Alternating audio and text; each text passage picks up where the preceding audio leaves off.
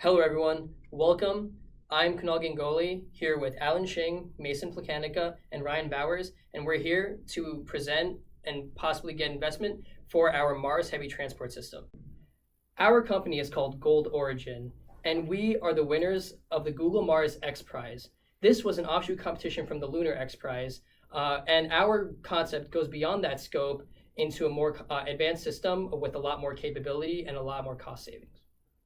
Our business idea is a two-stage fully reusable launch vehicle capable of carrying heavy customer payloads of up to 105,000 kilograms to LEO and the Martian surface and then return to Earth.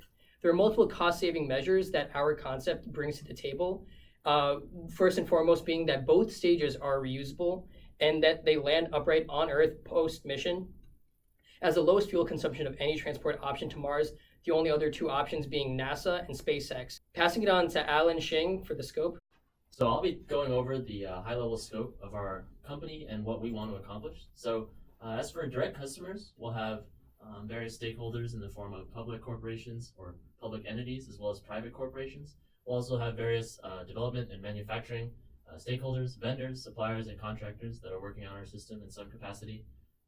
And as for general beneficiaries, as a whole, the scientific community can benefit from easier access to space, and the general public will also gain a lot of spin-off technologies that we anticipate may be developed throughout the process of our systems development. The need driving our company is the need to promote better access to Mars, which will in turn promote economic and scientific growth.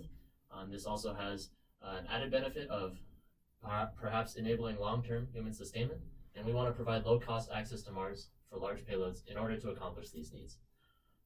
Another additional objective we have is to safely deliver these payloads at a lower cost and to support heavier payloads than past options so that whatever payload mass and shapes that our customer may require can be delivered at a more cost-effective manner. And now I'll be giving it back to Kunal to go over our project lifecycle. So our team has run through a strong understanding of what is actually going to go into the project lifecycle of a system in developing a system like ours. Starting off with pre-phase A concept studies, we'll be developing our high-level first revision of requirements and identifying the economic need for the heavy transport system, which we have actually already accomplished, taking about 3 months.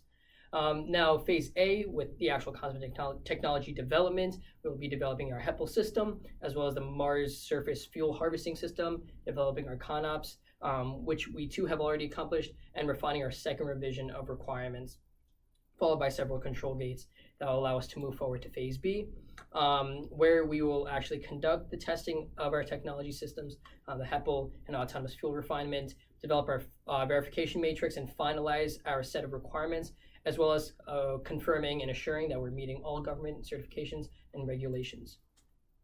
Moving into the implementation phase, the final design and fabrication will be comprised of verifying that the design meets the customer requirements as well as our own internal design requirements, and then generating the design drawings and computer-aided design for the system.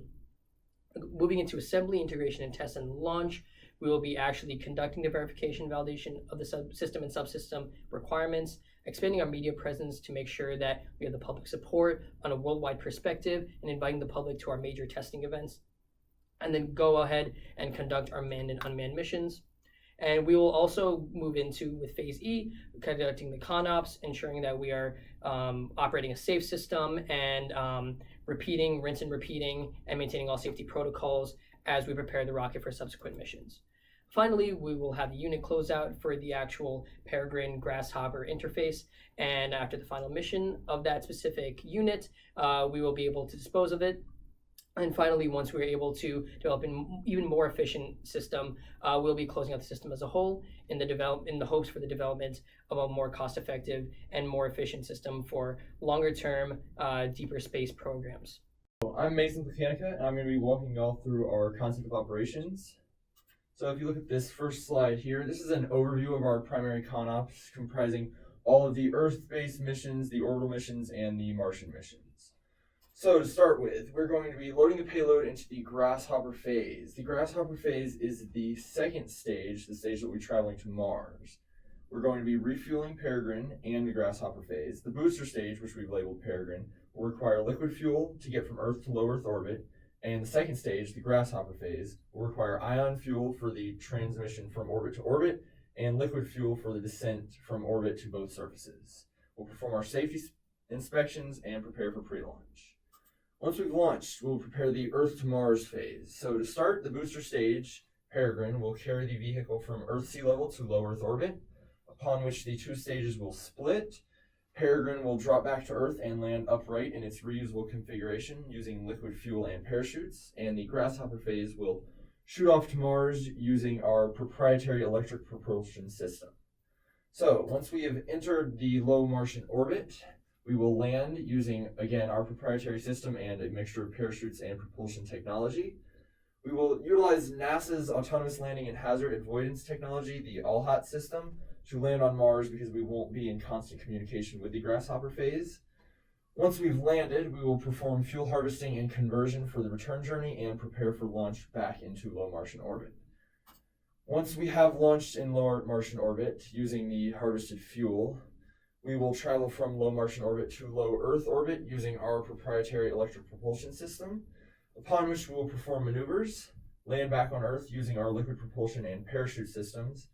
And because we are landing upright in our reusable configuration, we'll just perform inspection and maintenance on the Grasshopper phase, characterize the payload, and prepare for the next mission. So I'll be going over the functional analysis and elaborating a bit on all the functions that Mason just talked about in our ConOps. So here's a general overview of our entire functional architecture. So at the top we have 5 top-level functions that Mason just went over. So obviously our launch system needs to reach low Earth orbit. The booster stage needs to be able to deorbit, and we need to be able to recover it to enable our system to be reusable. Our spacecraft needs to deliver our payload to Mars. It needs to land on Mars, harvest and refuel in preparation for its trip back to Earth, where we will land it and re-inspect it and prepare it for a new trip. And now I'll be passing it on to Ryan to go over our system architecture. Hi everyone, my name is Ryan Bowers, and I'm going to talk a little bit about the architecture of the system that we eventually chose and how we came to that conclusion. So we considered 2 main categories of architecture. The first one is a fully reusable 2-stage system that would fly to Mars and back, and then land, be refueled, and prep for the next mission.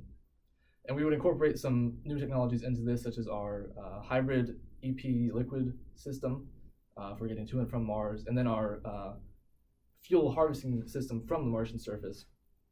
And the main benefits of this approach would be, obviously, per launch it's much cheaper if you can reuse most of the rocket. You only have to pay for fuel.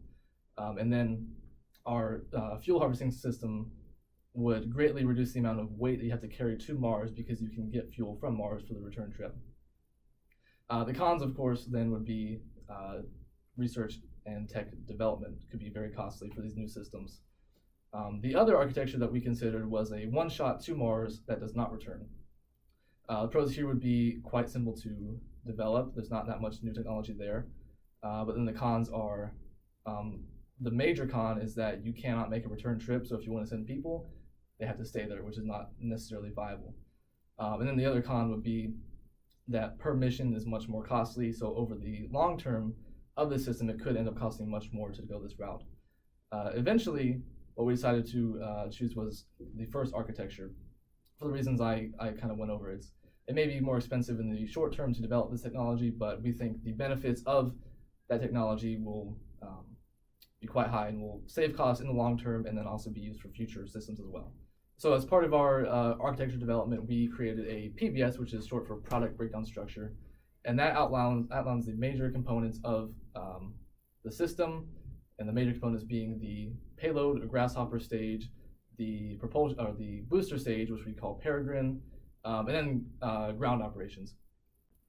So then we see tier 3 here, which is the main subsystems of those 3 systems. So you have things like the payload itself within the Grasshopper stage, you have the recovery system of the Grasshopper stage, you have the power system, distribution and generation of the Grasshopper, and then for ground operations you have things like satellite arrays on Earth, you have mission control, things such as that. So now I'm going to hand it off to Kunal to talk about our system interfaces. So it's really important to note the physical interfaces that exist within the system between each of the subsystems that it's comprised of. What helps us depict this is an n-squared diagram where we can see the links between all the subsystems that we will see within our heavy transport system. And you can see the links between each of these subsystems and the ways they interact more in depth using a schematic block diagram. Now, this schematic block diagram breaks down Grasshopper and Peregrine as separate entities that interface at a structural level. Each are comprised of their own GNC system, propulsion system, communications, and some of the more specific to the Grasshopper is the environment control and life support systems, which will provide life support for manned missions. And now I'd like to hand it over to Ryan to talk a bit about our system requirements. So now I'll talk a little bit about the system requirements that we came up with and basically what the system and its subsystems need to do to function, to fulfill the objective of our system. So if you look at one example, if we look at the payload, the customer has a need. The customer needs to send a payload of a given size to Mars and then take something back. So to do that, you need a substantial power system. You need to support the payload itself. You need to support life support for any personnel on board. You need to be able to power the booster for part of that mission. So in that case, you need a quite large solar array. So now similarly, if you look at the booster module and its recovery system, you can see that requirements flow down very logically. You have the high-level requirement from the customer, you have what the booster needs to do, and then each subsystem and even subsystem within that needs to fulfill certain requirements to make everything work. So now I will transition to Kunal, who's going to talk a little bit about mass allocations. Now, we've developed a good idea of what kind of mass allocation we need to provide in the development of the system, and this helps flow down from the requirement level. Besides the vehicle, we initially started with some benchmarks with mass fractions, the propel mass fraction, payload mass fraction, structural mass fraction. From that, we were able to back out the necessary masses to sustain the payload from a GNC perspective, comms, recovery, any of the alternative subsystems that don't fall under the high-level propulsion and structural systems. And we note that the propulsion system takes up a large majority of the mass fractions of the vehicle.